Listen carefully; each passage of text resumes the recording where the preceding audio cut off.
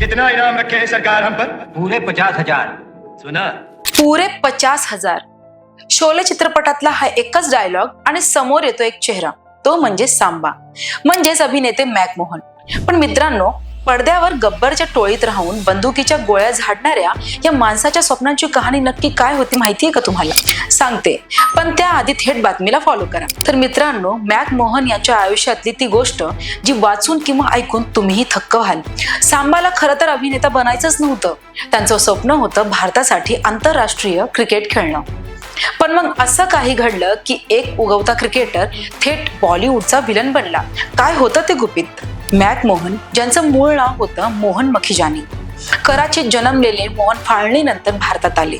त्यांचे वडील लष्करात कर्नल होते, त्यामुळे शिस्त त्यांच्या रक्तात होती।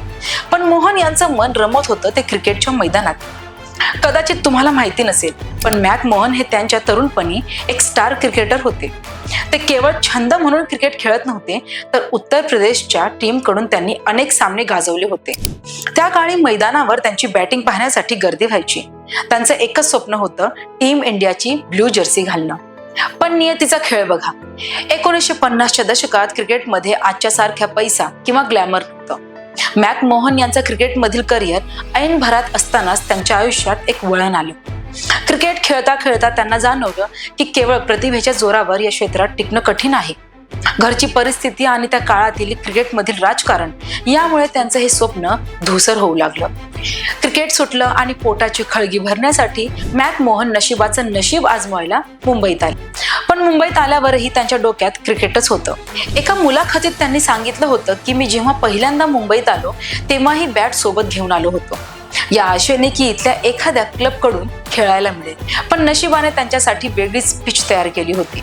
थिएटरमध्ये काम करता करता त्यांना अभिनयाची गोडी लागली आणि क्रिकेटच्या मैदानात षटकार मारणारा हा खेळाडू कॅमेऱ्यासमोर डायलॉग मारू लागला। हकीकत चित्रपटातून त्यांनी सुरुवात केली आणि शोलेने त्यांना अमर केलं।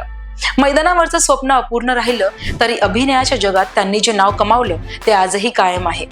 रवीना टंडनचे मामा म्हणून किंवा शोलेचा सांबा म्हणून ते आपल्यात नसले तरी त्यांच्या आठवणी आजही ताज्या आहेत। पण आजही जेव्हा कधी क्रिकेटचा सामना असतो तेव्हा सांबाच्या चाहत्यांच्या मनात एक प्रश्न नक्कीच येतो, जर त्या दिवशी नशिबाने साथ दिली असती तर मॅक मोहन सांबा म्हणून नाही तर भारताचे एक महान क्रिकेटर म्हणून ओळखले गेले असते का? तर मित्रांनो, सांबाच्या आयुष्यातला हा अनटोल्ड चॅप्टर कसा वाटला आम्हाला कमेंटमध्ये नक्की कळवा।